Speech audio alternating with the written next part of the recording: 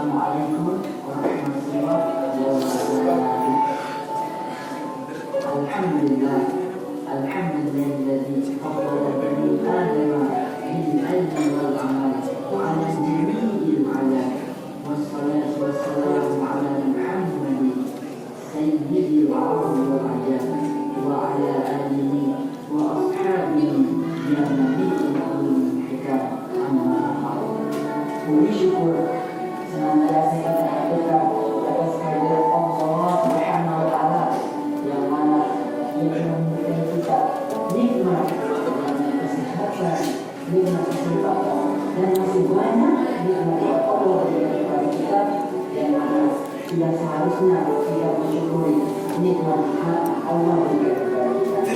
Makanya Allah berfirman dalam Al-Quran surah Ibrahim ayat 7, A'udzubillahi minasyaitonir rajim. Bismillahirrahmanirrahim. La in syakartum la azidannakum wa la in kafartum inna 'adzabi lasyadid. Apa kata Allah?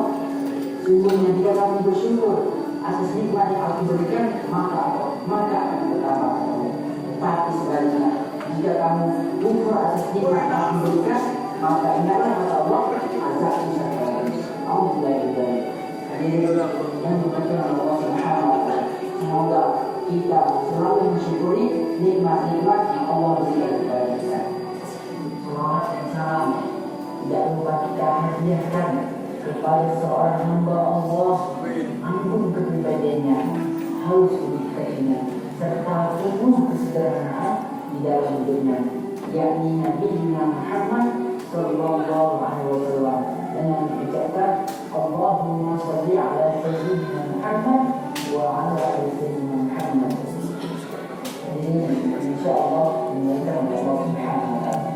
Tidak berpanjang oleh lagi. Pada kesempatan kali ini, izinkan saya menyampaikan sedikit ceramah singkat tentang keutamaan akhlak yang mulia. Hadirin insyaallah dimuliakan Allah Subhanahu wa Ta'ala. Nah, berbicara tentang akhlak, tentunya akhlak ini tidak bisa terlepas dari kehidupan kita. Karena apa? Karena akhlak merupakan suatu peranan, suatu tindakan seseorang dalam dia menjalani kehidupannya.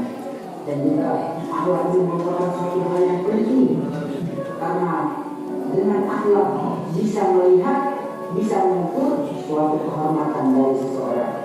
Hadirin yang dimuliakan Allah Subhanahu wa Ta'ala, coba kita bayangkan dalam lingkungan sekitar kita, dalam lingkungan masyarakat kita, jika banyak akhlak-akhlak yang baik, akhlak terpuji, tentu saja hal itu akan membuat kita merasa aman, merasa nyaman, dan juga membuat kita menjadi tentram. Tetapi coba kita bayangkan sebaliknya, jika di lingkungan sekitar kita, lingkungan masyarakat kita, banyak akhlak-akhlak yang jelek ataupun akhlak yang tidak terpuji, tentu saja hal itu membuat kita menjadi resah, membuat kita menjadi tidak nyaman dalam menjalani kehidupan kita.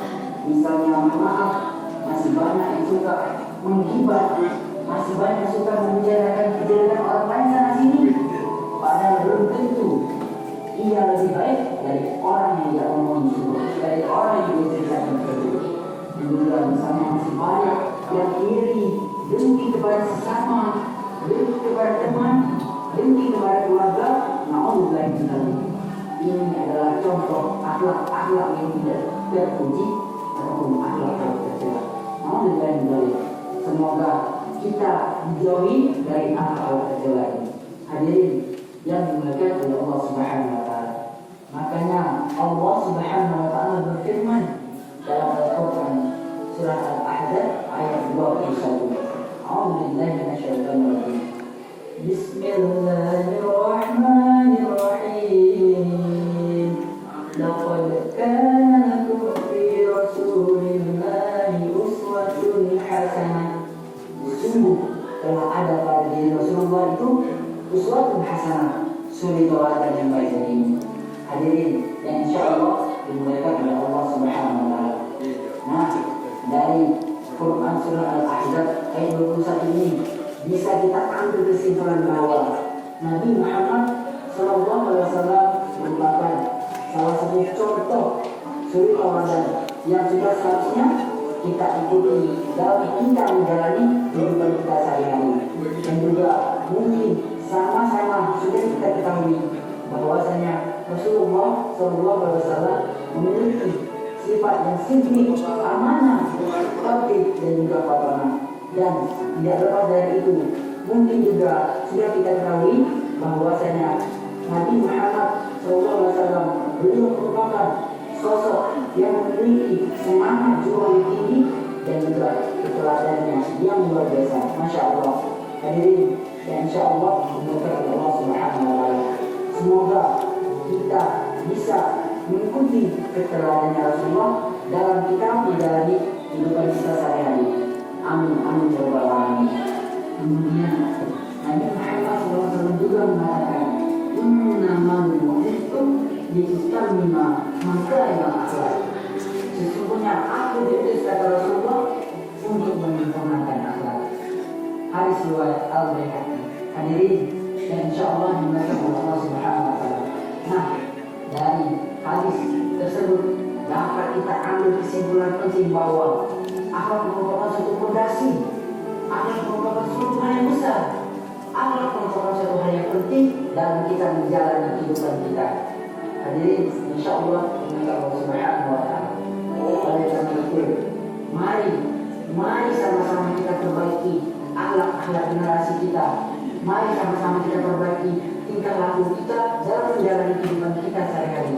Semoga akhlak kita bisa mengikuti Rasulullah SAW, dan semoga kita dijauhi dari akhlak tercela dan semakin memperbaiki akhlak kita menjadi akhlak terpuji. Amin, amin ya rabbal alamin. Demikianlah yang dapat saya sampaikan. Semoga memberikan manfaat kepada kita semua. Amin, amin ya rabbal alamin. Apabila ada kata yang salah, itu datangnya dari diri sendiri. Apabila ada yang benar, itu datangnya dari Allah Subhanahu wa Ta'ala. Saya mohon maaf undur diri. Akhir kata, wassalamualaikum warahmatullahi wabarakatuh. Setelah melihat video tadi, kira-kira apa yang kalian lihat itu termasuk koda? Apakah termasuk pabrik atau termasuk dakwah? Silakan, siapa yang mau menjawab? Silakan Mbak Nesa. Termasuk dakwah karena kalau koda itu artinya tidak ada. Ya, betul sekali kata Mbak Nesa bahwa video yang kita lihat tadi itu termasuk video dakwah. Karena apa?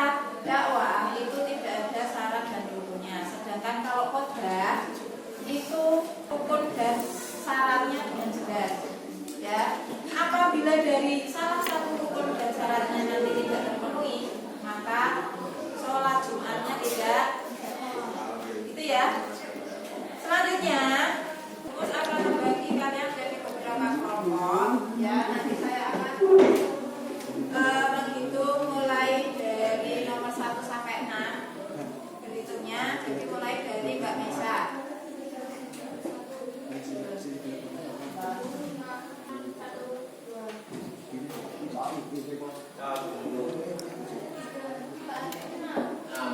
Silakan kalian berkumpul dengan kelompoknya masing-masing.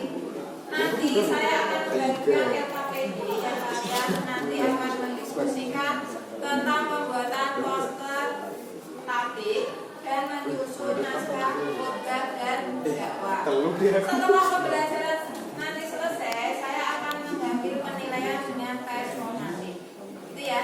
Silakan kalian ke kelompoknya masing-masing. Kelompok 1 yang sebelah sini. Kelompok 2 belakangnya, kelompok 3, kelompok 4, kelompok 5 dan kelompok 6. Saya bisa berikan LKPD. Kelompok 1. Kelompok 2.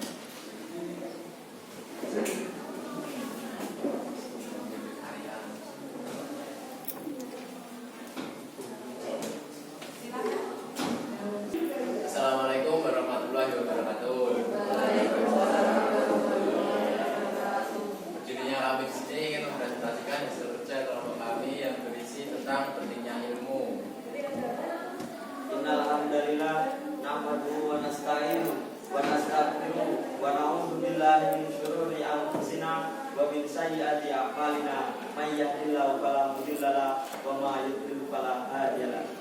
Asyhadu an la ilaha illallah wahdahu la syarika lah wa asyhadu anna Muhammadan abduhu wa rasuluh. Allahumma shalli ala sayyidina Muhammad wa ala alihi wa sahbihi wa man tabi'ahum bi ihsani illa yaumiddin. Amma ba'du.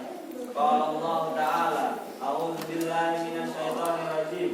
Ya ayyuhalladzina amanu taqullaha haqqa tuqatih wa la tamutunna illa wa antum muslimun. Ya ayyuhalladzina amanu taqullaha wa qulu qawlan sadida yuslih lakum a'malakum wa yaghfir lakum dzunubakum wa may yuti'illaha wa rasulahu faqad faza fawzan 'azima. Ma'asyiral muslimin rahimakumullah, Islam mewajibkan umatnya untuk menuntut ilmu. Bahkan ayat pertama yang turun kepada Rasulullah SAW berbunyi Iqra, yang memiliki arti bacalah. Hal ini menunjukkan bahwa belajar dan mengajarkan ilmu sangat penting dalam Islam. Rasulullah SAW bersabda dalam hadis riwayat Ibnu Majah nomor 224 yang berbunyi, menuntut ilmu itu wajib bagi setiap muslim. Innal hamdalillah nahmaduhu wa nasta'inuhu wa nastaghfiruhu wa na'udzu billahi min shururi anfusina wa min sayyiati a'malina. May yahdihillahu fala mudilla lahu wa may yudlil fala hadiya lahu. Asyhadu an la ilaha illallah wahdahu la syarika lahu wa asyhadu anna Muhammadan abduhu wa rasuluh. Allahumma shalli ala sayyidina Muhammad wa ala alihi wa sahbihi wa man tabi'ahum bi ihsani illa yaumiddin. Amma ba'du. Qala Allah Ta'ala, a'udzu billahi minasyaitonir rajim. Ya ayyuhalladzina amanu taqullaha haqqa tuqatih wa la tamutunna illa wa antum muslimun. Ya ayyuhalladzina amanu taqullaha wa qulu qawlan sadida yuslih lakum a'malakum wa yaghfir lakum dzunubakum wa may yuti'illaha wa rasulahu faqad faza fawzan 'azima. Ma'asyiral muslimin rahimakumullah, Islam wajibkan umatnya untuk menuntut ilmu. Bahkan ayat pertama yang turun kepada Rasulullah SAW berbunyi Iqra, yang memiliki arti bacalah. Hal ini menunjukkan bahwa belajar dan mengajarkan ilmu sangat penting dalam Islam. Rasulullah SAW bersabda dalam hadis riwayat Ibnu Majah nomor 224 yang berbunyi, menuntut ilmu itu wajib bagi setiap muslim. Islam juga sangat menghormati orang yang berilmu. Dalam Quran surah Al-Mujadalah ayat 11, Allah Subhanahu wa taala berfirman, A'udzu billahi minasyaitonir rajim. Wa idza qila mansuru fanshuru yarfa'illahul ladzina amanu minkum wal ladzina utul ilma darajat. Dan apabila dikatakan berdirilah kamu, maka berdirilah, niscaya Allah akan meninggikan orang-orang yang beriman di antaramu dan orang-orang yang diberi ilmu pengetahuan beberapa derajat. Ilmu juga merupakan warisan para nabi. Hal ini sesuai dengan sabda Rasulullah SAW. Dan sesungguhnya para nabi tidak pernah mewariskan uang emas dan tidak pula uang perak. Akan tetapi mereka telah mewariskan ilmu syar'i. Barang siapa yang mengambil warisan tersebut, maka sesungguhnya ia telah mengambil bagian yang banyak. Hadis riwayat Ahmad. Tidak hanya itu, bagi orang berilmu akan dimudahkan jalan ke surga. Surga adalah idaman setiap muslim, dan menuntut ilmu bisa menjadi salah satu jalan yang bisa dilakukan untuk meraihnya. Hal ini sebagaimana sabda Rasulullah SAW yang berbunyi, barang siapa yang menempuh suatu jalan untuk mencari ilmu, maka Allah mudahkan untuknya jalan menuju surga. Hadis riwayat Bukhari dan Muslim. Dengan berbagai keutamaan tersebut, mari raih ilmu sebanyak-banyaknya. Selagi usia masih muda, mari manfaatkan waktu dengan sebaik-baiknya. Alhamdulillah hamdan katsira kama amar wa asyhadu an la ilaha illallah wahdahu la syarika lah izqama liman jahada bihi wa kafar wa asyhadu anna sayyidana Muhammadan abduhu wa rasuluh sayyidul insi wal basar. Allahumma sholli wa sallim ala sayyidina Muhammad wa ala alihi wa sahbihi man tasalat ainun bi binadari wa uzunun bi qalbin bi khabar. Amma ba'du. Wa ya ayyuhan nas ittaqullah badalu fawahisa ma dhara wa ma batan wa'lamu anna Allaha amarakum bi amri bada'ani nafsi wasanna bi malaikati musabbihati bi qudsi faqala ta'ala inna Allaha wa malaikatahu yusalluna 'alan nabi ya ayyuhalladzina amanu sallu 'alaihi wa sallimu taslima. Barakallahu li wa lakum fil Qur'anil azim wa nafa'ani wa iyyakum bima fihi minal ayati wa dzikril hakim wa taqabbala minni wa minkum tilawatu innahu huwas samiul alim. Aqulu qawli hadza wastaghfirullaha li wa lakum wa li sa'iril muslimina wal muslimati wal mu'minina wal mu'minati fastaghfiruhu innahu huwal ghafurur rahim. Ibadallah, innallaha ya'muru bil 'adli wal ihsan wa ita'i dzil qurba wa yanha 'anil fahsya'i wal munkar wal baghi. Ya'idukum la'allakum tadhakkarun. Fadhkurullaha al-'aziyya ma yadhkurkum washkuruhu 'ala ni'amihi yazidkum fasta'alu min fadlihi ya'tikum wa la dzikrullahi akbar. Demikian hasil bicara dari kelompok kami. Apakah ada yang ingin ditanyakan? Ya, silakan Mas Kubur. Bagaimana cara tertib untuk menangani jamaah yang kurang berada selama puasa? Silakan jawab. Baiklah, saya akan menjawab pertanyaan dari kelompok A. 1. Pemilihan tema yang relevan. 2. Bahasa yang sederhana dan mudah dipahami. 3. Interaksi dan cerita. Bagaimana tadi? Ya, cukup. Ya, kalau cukup silakan cukup. Demikian menjadi kelompok kami. Bila ada kekurangan atau kesalahan kata dari kami, saya mohon maaf. Wassalamualaikum warahmatullahi wabarakatuh. Tepuk tangan dulu untuk kelompok.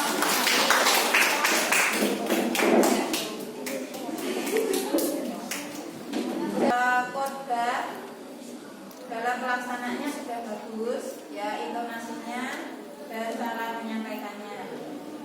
Terus untuk pertanyaan tadi, bagaimana caranya untuk mengatasi jamaah yang kurang perhatian dalam mendengarkan khotbah?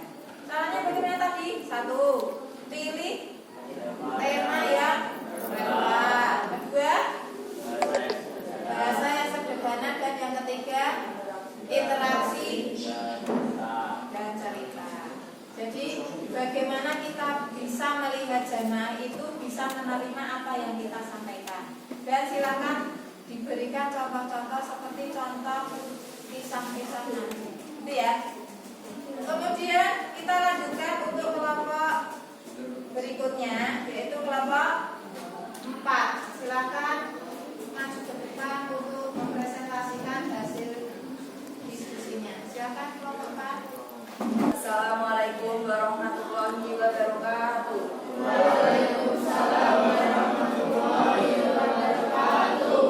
Alhamdulillahilladzi anzala alaina asyrafal qulubi wa arsala alaina afdhala rasulihi wa salatu wassalamu ala khairil bariyati wa muallimil basyariyati sayyidina Muhammadin wa ala alihi wa sahbihi ajma'in. Puji syukur kita panjatkan kehadiran Allah Subhanahu wa taala atas segala nikmat yang selama ini telah diberikan sehingga kita dapat berkumpul di masjid ini tanpa halangan suatu apapun. Sholawat dan salam tidak lupa kita haturkan kepada Nabi Muhammad SAW. Semoga kita termasuk golongan umatnya yang besok di hari kiamat mendapat syafaatnya. Amin ya rabbal alamin. Di zaman modern ini, teknologi makin canggih, namun manusia justru menjadi kehilangan arah. Seharusnya kemajuan teknologi ini bisa dimanfaatkan untuk hal-hal yang positif. Namun yang terjadi sebaliknya, manusia makin jauh dari Allah Subhanahu wa taala. Bahkan manusia mulai melupakan tugasnya di dunia. Alangkah baiknya Jika sebagai hambanya yang beriman, teknologi bisa digunakan untuk menyebarkan kebaikan. Contohnya, berbagi informasi seputar keutamaan beramal, terus meningkatkan ibadah, dan lain sebagainya. Sangat disayangkan apabila internet hanya dijadikan sarana masyarakat. Menyebarkan kebaikan dapat menjadi sebuah amal jariah. Begitu pula saat memberi contoh buruk, maka akan menjadi dosa jariah yang terus-menerus mengalir, walau sudah meninggal. Semua perbuatan baik maupun buruk akan mendapat balasan. Perbuatan baik tidak hanya mendatangkan pahala saja, melainkan juga memperoleh ampunan. Oleh karena itu, alangkah baiknya jika kita selalu berbuat baik dimanapun, karena ada Allah Subhanahu wa Ta'ala yang selalu mengawasi. Di dalam hadis yang diriwayatkan oleh Bukhari dan Muslim, Rasulullah bersabda yang artinya, beribadahlah engkau kepada Allah seolah-olah melihatnya. Apabila engkau tidak melihatnya, maka yakinlah Allah Subhanahu wa Ta'ala sedang menyaksikanmu. Jika ingin berbuat baik, maka sebaiknya dilakukan secara sembunyi-sembunyi, karena lebih bagus hanya Allah saja yang mengetahuinya. Hal ini dilakukan untuk mencegah timbulnya rasa sombong. Demikian dulu yang dapat saya sampaikan. Semoga bermanfaat bagi kita semua, dan terima kasih atas perhatiannya. Wassalamualaikum warahmatullahi wabarakatuh.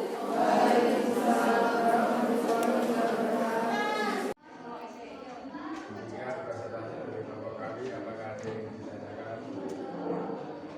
Silakan Mas Nathan. Saya tanya kelompok satu banyak. Apa yang sebaiknya dilakukan dari dalam dakwahnya agar pesan-pesan yang disampaikannya mudah dipahami diterima oleh jemaah yang beragam latar belakangnya. Pertanyaan dari kelompok satu. Sebenarnya bicara berdoa dengan cara satu, menyesuaikan dengan usia dan minat jemaah. Dua, menggunakan metode dakwah yang bervariasi. Tiga, menggunakan media penuh. Gimana Mas Tata? Ada yang tanya lagi? Ada yang lain mau bertanya? Tidak, Pak Peter, silakan ditutup dari kelompok empat. Ya, presentasi dari Bapak kami, kurang lebihnya kami mohon maaf. Wassalamualaikum warahmatullahi wabarakatuh. Terima kasih kepada kelompok 4 yang sudah mempresentasikan hasil diskusinya. Jadi strategi kita dalam menyampaikan dakwahnya dengan berbagai macam strategi agar yang disampaikan itu bisa diterima dan dipahami oleh jamaah yang berbagai macam latar belakang. Ya, jadi harus punya strategi yang kita miliki yang bervariasi dan ada arah pembelajaran. Gitu ya. Selanjutnya, mari kita simpulkan pembelajaran pada pagi hari ini. Siapa yang mau menyimpulkan? Ya, silakan ya.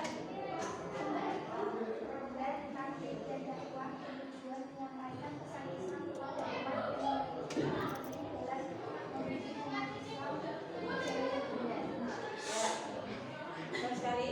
Jadi kesimpulannya bahwa khutbah tabligh dan dakwah itu sebagai alat untuk menyampaikan ajaran Islam dan memiliki peran penting dalam membimbing umat Islam ke jalan yang benar. Kemudian refleksi apa yang kalian dapatkan setelah belajar pada pagi hari ini. Silakan siapa yang menyampaikan? Ya, silakan Mbak Cinta.